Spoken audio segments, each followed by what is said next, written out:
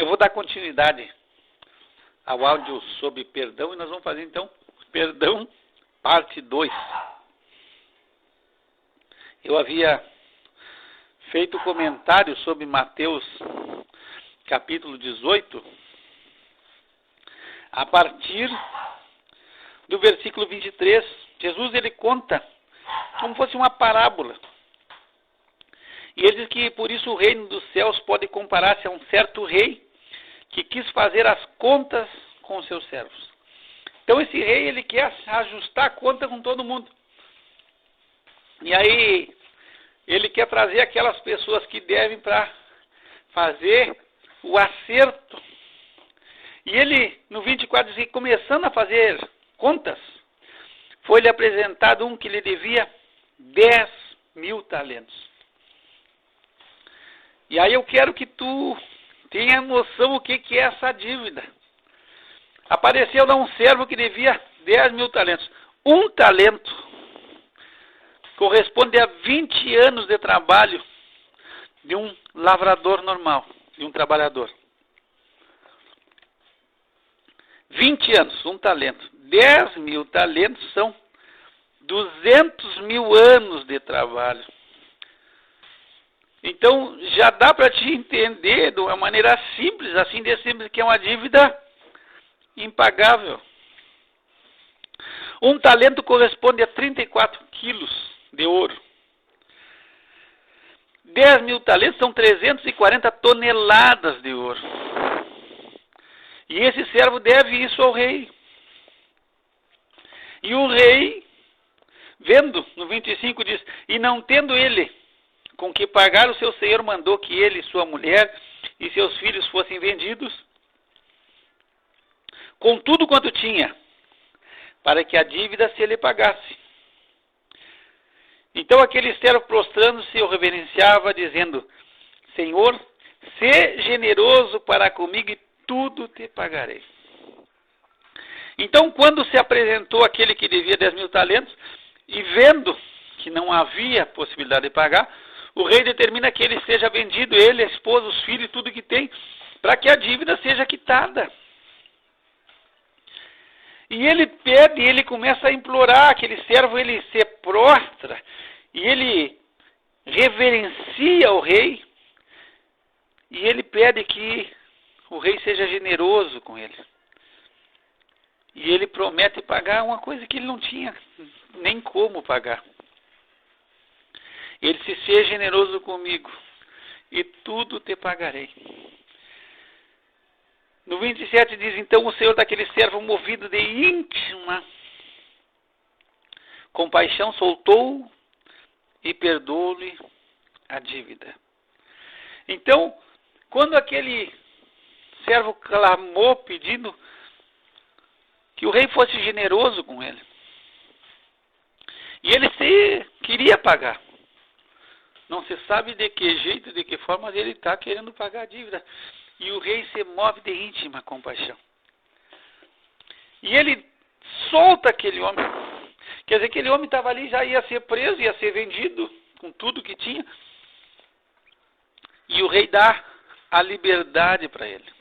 Mas o rei só não é só dar a liberdade para ele poder trabalhar e seguir pagando a dívida, não.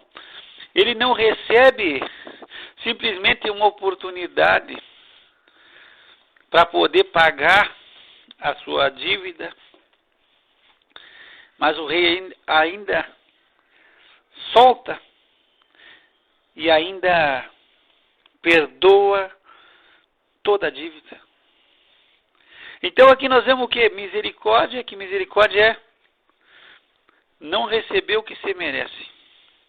E graça, receber o que não merece. Então, além dele ser solto, que ele deveria ser preso,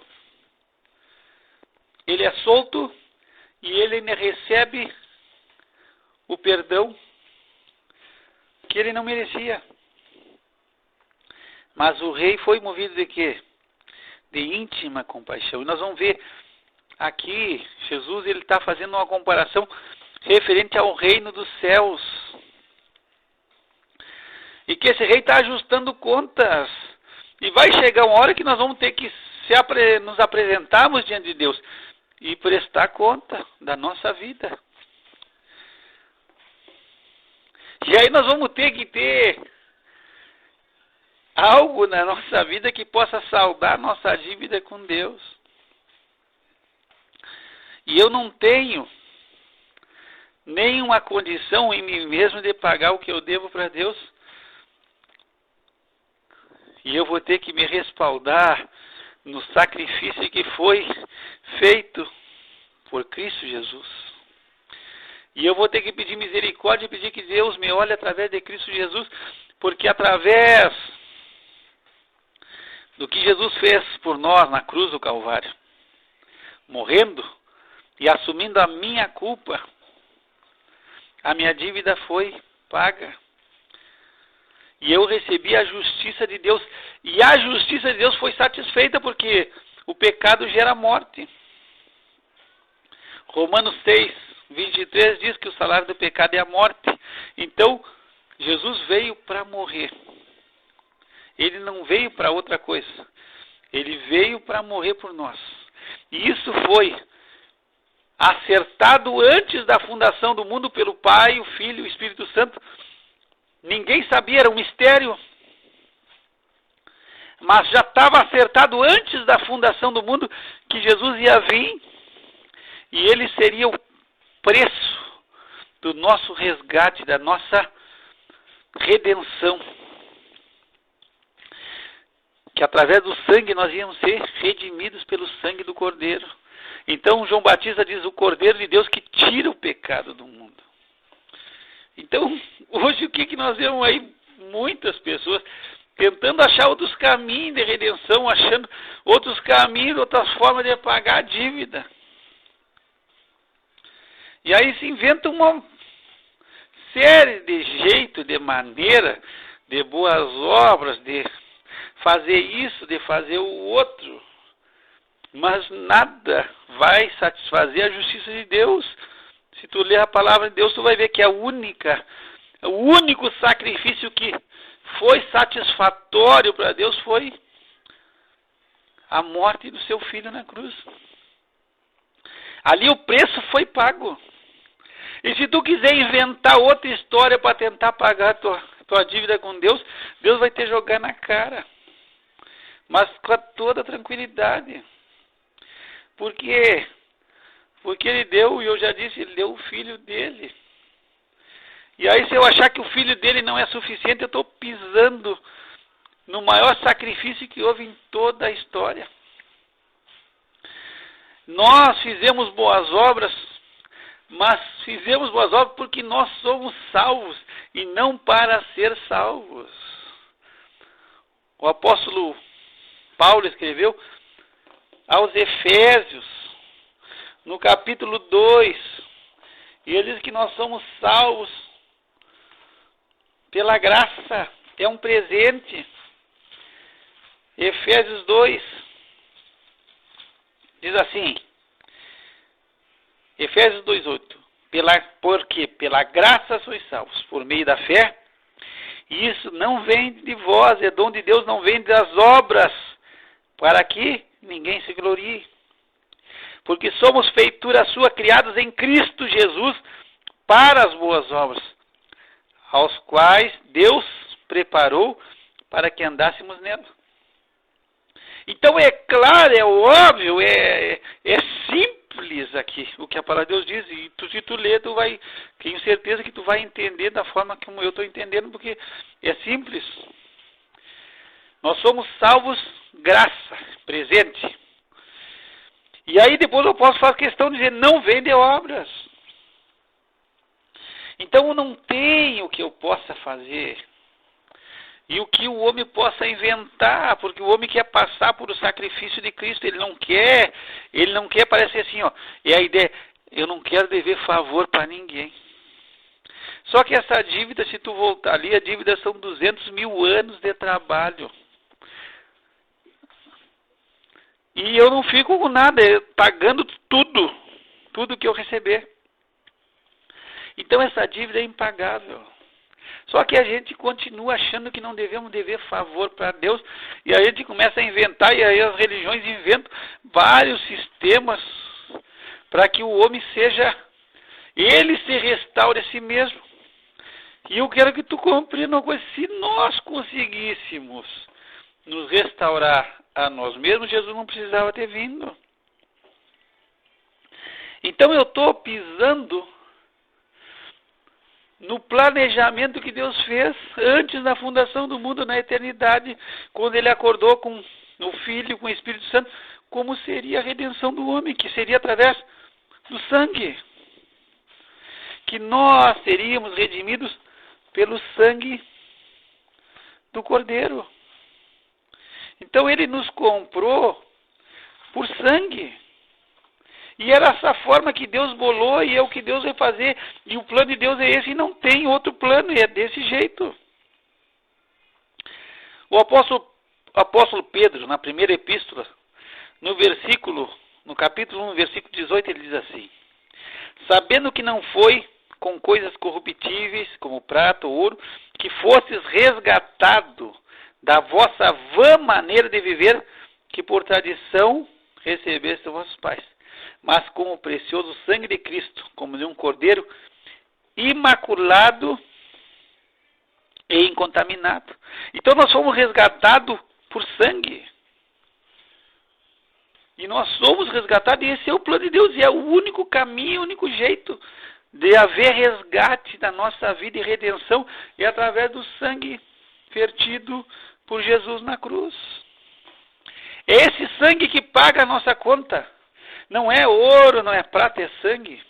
Então havia de ser satisfeita a justiça de Deus por causa do pecado. E o pecado gera morte. Romanos 6, 23 de novo. O salário do pecado é a morte. Então havia pecado, tinha que haver morte. Só que houve o sacrifício uma vez só. E esse sacrifício satisfez a justiça de Deus. Agora o que eu quero que tu entenda, e é simples, que se houvesse outra forma de redenção, não precisava Jesus ter vindo. Se nós conseguíssemos purgar e pagar o nosso pecado de outro jeito, quem sabe vivendo uma vida, e vivendo outra vida, e vivendo outra vida, e fazendo de outro jeito, ou fazendo boas obras, praticando coisas boas, Jesus veio morrer. Aí tu diria que Jesus morreu de bobo. Só que não tem outro jeito, era o único jeito que Deus já tinha planejado isso antes da fundação do mundo, era desse jeito que eu ia ser resgatado, através do sacrifício de Jesus. É o único que satisfaz a justiça de Deus. Agora, que a gente pode inventar outros caminhos, só que no final a gente vai ver que esses caminhos estão tudo furados. Que só existe um caminho que leva ao Pai. E só existe um caminho que o Pai chega a nós, e através de Jesus Cristo, o Filho unigênito do Pai. E nós vamos ver aqui que ele é perdoado. O servo é perdoado pelo rei. Mas ele sai, no versículo 28, ele sai e encontrou um dos seus conservos que lhe devia 100 dinheiros, e lançando-lhe mão dele, sufocava-o, dizendo: paga-me o que me deves. Então seu conservo, prostrando-se a seus pés, rogava-lhe, dizendo: seja generoso para comigo, e tudo te pagarei. Então ele sai perdoado. Toda aquela dívida. Uma dívida terrível. E ele sai da presença do rei, e ele tinha que sair na felicidade do mundo. Não foi só solto, ele não saiu com a dívida nas costas, mas ele sai, e ali, diante do rei, ele deixa todo o fardo, toda a carga que ele tinha sobre os ombros dele, ele deixou ali, na presença do rei. E aí ele sai e ele encontra outro conservo igual a ele. E esse lhe devia 100 denários. 100 denários seria 100 dias de trabalho. Um denário era o pagamento de um dia. Então, esse outro servo devia para ele 3 meses e 10 dias de trabalho. E esse conservo faz a mesma coisa. Pede que ele seja generoso e ele promete tudo pagar. Mas no 30 diz que ele, porém, não quis. Antes foi lançá-lo na prisão até que pagasse a dívida. Então, ele já saiu da presença do rei. E ele tinha que sair feliz na vida, ele tinha que sair dando pulo, ele tinha que sair na maior alegria do mundo, mas ele já sai e encontra outro que lhe deve 100 denários, que é 100 dias de trabalho, e ele se lança sobre ele e começa a sufocar. Então não é só cobrar, ele se lançando a mão dele, sufocava-o. Dizendo, paga o que me deve, tu me deve, paga, paga. Então assim, ele começou a sufocar o outro. Não é só cobrar, ele tocou horror. E paga o que me deve, paga o que me deve, e paga o que me deve. E aí o outro pediu misericórdia. Pediu que ele fosse generoso. Diz que ele rogava-lhe. Se jogou a seus pés. Então esse outro homem, ele se joga aos pés desse cidadão, desse servo, se joga aos pés dele, em sinal de humildade. Se joga aos pés. E quando ele se joga aos pés, ele começa a rogar. Tu vai ver isso no versículo 29. Então o seu conservo, prostrando-se aos seus pés, rogava dizendo, seja generoso para comigo e tudo te pagarei. Então aqui nós temos uma situação assim, ele saiu, ele pediu misericórdia, diz que ele reverenciava o rei, mas em nenhum momento diz que ele se jogou aos pés do rei. Agora esse outro se jogou aos pés dele. Então está no chão, pedindo e rogando que ele fosse generoso e prometendo que vai pagar. Que era uma dívida pequena, 3 meses e 10 dias. Mas ele, porém, não quis e lançou esse outro servo na prisão para que pagasse a dívida. Então, nós vamos seguir esse áudio no perdão 3. Nós vamos ter que parar aqui agora a história. Agora, esse cidadão, tu não pode esquecer que sou eu e tu. É o que nós fazemos. Deus nos perdoa toda a nossa dívida. Mas quando nós encontramos outro servo igual a nós que nos deve, o que ele faz? Ele, mesmo que ele rogue, nós não queremos saber. Nós vivemos sufocando os outros. Nós queremos lançar os outros na prisão. E nós queremos que nos pague. E nós queremos ver ele pagar. Muitas vezes tu fica assim, não, ele vai me pagar. Essa ele me paga. Mas pode ter certeza, isso não vai ficar assim. Vai me pagar. E muitas vezes usamos até umas palavras baixas, né? Ele, esse vagabundo sem vergonha, ele me paga. Essa ele me paga.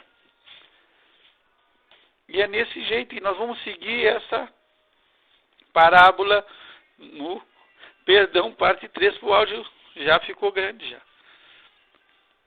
Mas eu quero que tu pense que esse cidadão que está cobrando sou eu e sou tu. Eu e tu. E nós estamos encontrando outras pessoas que erraram conosco também. E aí nós estamos dizendo, tu vai me pagar. Ah, tu me paga. E muitas vezes a pessoa não tem. E a pessoa está sendo, nós estamos sufocando, não, esse vai me pagar. Esse sem vergonha me paga, porque ele me fez e vai me pagar. Então o perdão é uma ponte que nos leva a Deus. E quando eu não perdoo, eu destruo a ponte que eu vou precisar passar. Então quando eu não estou perdoando, eu estou destruindo essa ponte. Essa ponte é um elo de ligação. E eu, quando eu não perdoo, destruo a ponte que eu preciso passar de novo. E aí nós vamos lá para Lucas, quando Lucas, na oração do Pai Nosso, ele diz, perdoa-me, porque eu já perdoei. Porque eu perdoei os que me devem. Então eu não vou poder orar. Eu não vou ter acesso. Pensa nisso aí. Que o Senhor te abençoe e te guarde. Que o Senhor faça resplandecer sobre ti o seu rosto. tenha misericórdia de ti, que o Senhor levante seu rosto sobre ti e te dê a paz, graça e paz, da paz de Deus nosso Pai e do Senhor Jesus Cristo.